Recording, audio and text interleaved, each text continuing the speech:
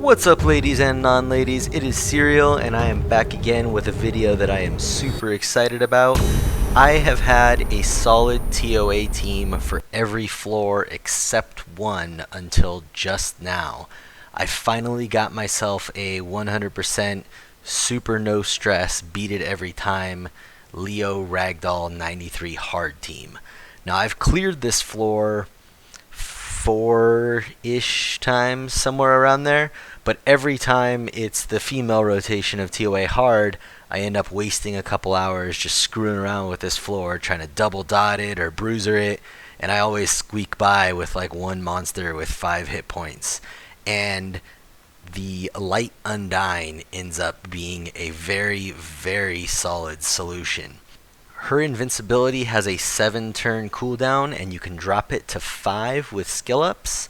I have it dropped to 6. I do not have it fully skilled up, and it is still more than enough. Well, it's more than enough than you need for the Leo Ragdoll boss stage. It is enough to squeak by on wave 1 and 2. Now you'll notice I don't have our beloved Gildong in here, and that is because with Gildong in place of Emma, Gildong died like 10-ish rounds into the Leo Ragdoll stage, and I didn't want to screw around with that anymore. So I pulled Gildong out, put Emma in. Leo will never kill the Emma. She can tank him indefinitely.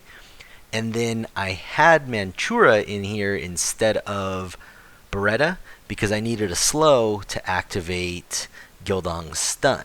Once I gave up on Gildong's stun, I pulled Mantura out and put Baretta back in because Baretta is much, much better at dots. I do like the Mantura, but if you can only bring one, Baretta puts up, I think, literally 6 times as many dots per cast.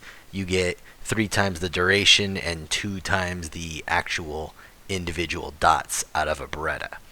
Now, because we don't have a Gildong, we can't just stun everything to death like we normally do.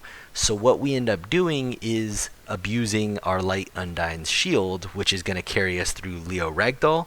It ends up also carrying us through these trash stages. So both wave 1 and 2 are going to be 3 water monsters and 2 fire monsters. So what I end up doing is putting the light Undine shield on my Baretta. My Baretta will then tank the water monsters forever indefinitely because he won't take any damage. And then I've got just the 2 fire monsters running around doing whatever they want. Now this is not super ideal because I have a 35 Michelle in here, but it seems to be not so much of a problem. You basically want to focus any taunts that you have, or any despair stuns you have, or any turbulences, anything like that on the 2 fire monsters. And Mav does a really good job of stunning, or of taunting, well I guess and stunning, but he glances, but mainly taunting whichever one doesn't get stunned or glanced or turbulenced by the rest of the stuff going on. So you want to keep Emma's glance on the fire ones because they're the only ones that do any damage, and you pretty much just ignore the water ones. Now on this first stage, it's actually pretty nice that the water ones land an armor break, because if they armor break Baretta, then the fire ones, the Roaks, will also hit the Baretta. The problem you see right here is Mav's cooldown reset removes a debuff. So they keep armor breaking Baretta, which is what I want, and then I keep pulling it off while I'm resetting the cooldowns. And there's really no way around me resetting the cooldowns. I need to reset them, so I just lose the armor break and then have to deal with the Roaks again. But as you see, it's not too big of a deal to manage that. I'll show you the runes on all of these guys at the end, but I keep stealing runes from my TOA team for other stuff because they just don't really need it. So you'll see my Mav take a little bit of damage, but he's rocking like 6 and 9 or something. He's rocking terrible runes. We'll show you what he's got. So there's really, really little risk here with him tanking whatever fire stuff that you can't turbulence to death or glance down. And then the other thing that's nice about the fire ones is they'll take full Baretta dots, so they'll die relatively quickly. Getting all these water things to die with basically just Baretta dots can take a little bit of time, but The plus side here is once you've dropped it to 3 water monsters, you win automatically. You can keep the shield up, and they'll never strip the shield or do any damage through the shield. And if you just have 1 fire monster, namely Baretta, the 3 water guys will hit it forever. So I'm probably going to cut the back portion of this wave out, just because it takes a solid 5-ish minutes to just auto attack these guys to death, because they don't take the dots, and you probably don't want to see that stuff. So here we are back again. I cut out 65 seconds of punching these water dogs to death. It actually didn't take quite as long as I thought. I probably could have left it in, but it is gone, and you guys don't need to see that. So now at the end, we're trying to keep all of our cooldowns available. So we're trying to rely on Mav stuns and Baretta despair stuns to finish up that wave. So we open up the next wave exactly like the next one. We throw out some dots. We'll get a shield on Baretta, and we just focus on keeping that shield up forever with our light Undine casting it, and then our Michelle extending it, and then our Mav reducing the cooldown of both of those 2 guys.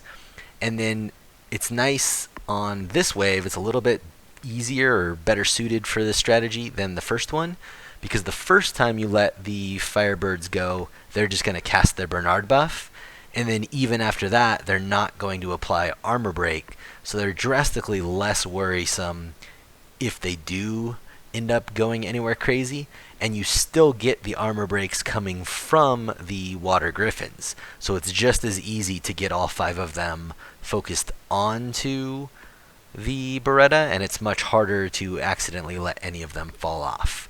So you're going to do the same deal, kill the 2 Firebirds really quick with Baretta dots, kill the 3 water griffins extremely slowly with Baretta dots, but you're under 0 risk. This is basically a guaranteed win at this point. You just ride it out. Given that this floor is going to play out exactly the same as the first one, I'll cut out the middle chunk of this as well. I'll time it so I know how much I'm cutting out, just so you guys have an idea of how long it takes me. And then I will see you guys again right before it's the good stuff with our Leo Ragdoll buddies. So here we are wrapping up wave 2. I cut out exactly 3 minutes of punching. Well, actually, you guys missed a bunch of the Firebirds as well. So this whole wave actually only took about 4 minutes. I cut out exactly 3 minutes, but everything was still alive when we left last time. So we're going to pop into the Leo Ragdoll, which is where the problems are, and you'll get to see this team just demolish it. Again, save all your cooldowns. You want everything going into the Leo Ragdoll so you can set everything up, but once you're in there, it is a free win. Mucho, mucho bueno. As long as my game doesn't crash right now. It is... Alright, I think I'm back. It was... I don't know if you guys caught that or not. I was doing something weird on my end. So, here we are, Leo. Leo's going to hit Emma. Leo could hit Emma 14,000 times. He will never kill Emma. Emma's going to go ahead and bubble to protect herself. The light Undine puts the bubble on herself. And then we're just going to want to extend it as much as we can with Michelle. And lower the cooldown as much as we can with Mav. Now, I just noticed that my Mav goes before my Michelle on this wave. That has something to do with how the Leo's passive is affecting the speeds. On the other floors, my Michelle does go first. You want Michelle to go first so that Mav lowers the cooldown on both Light Undine and Michelle. But you'll see right here, I should have more than I need. Not even close. I don't even think you need that one skill up I have in the Light Undine stuff. And look at the Leo. He just hits Emma and she doesn't even notice.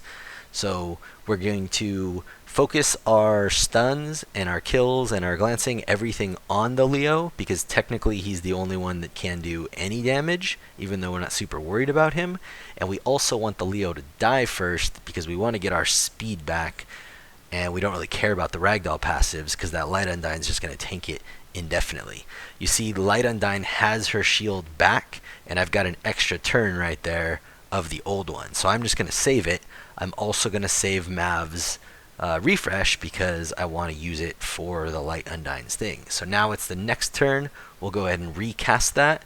We will extend it again with Michelle, lower everyone's cooldown with Mav, and we're just going to truck along on our finally safe TOA hard Leo Ragdoll team. This is probably, I don't know, at least 6, 7, 8 months in the making. I've been killing these guys by wasting 4+ hours every other month, banging my head against the wall, and I am so excited to just be able to come in here, shit on them, and move on. I like the challenges you get from TOA. This particular floor has been haunting me for so long. Like I was over it months ago, but I just didn't have the answer until now, and it is so beautiful. So all we got to do is cast probably one more turbulence from our Baretta, and then I will show you the runes that we're using on these. Should be pretty replicatable. No one in here is runed super great except my Emma, and my Emma is not runed well for this. My Emma is Nemesis Will because I love her like that in Guild Wars, and she would be way better off for anything in TOA with Violent Honor, which is probably how you guys all have your Emma, unless you use her in Guild Wars like I do. But the rest of the monsters are super replicatable. Mav's on some pretty trash runes. The Light Undine and the Michelle are 35, and Baretta's on like a mediocre Despair set. I don't farm Giants very much, so most of you probably have better Despair runes available for your Baretta than I do. So we'll go ahead and walk you through the runes and the skill ups used on these things. I'm going to go ahead and show you the 2, 4, 6 on all the guys and probably the skill ups. You can see the Light Undine right here. I gave her 4 of herself. I had the 5 Light Undines from the Hall of Heroes. I fed all 4 of them to this one, and I got 1 skill up in the bubble reduction. The Michelle I've had fully skilled up for a while. I've used her for certain things in the past in TOA. She does a pretty good job of extending useful buffs. I've pretty much moved away from most of those teams now. My Gildong team is dialed in enough to where I can kill most of the teams with that. But I am super happy to have Michelle back in the mix. She is extremely important to this particular team.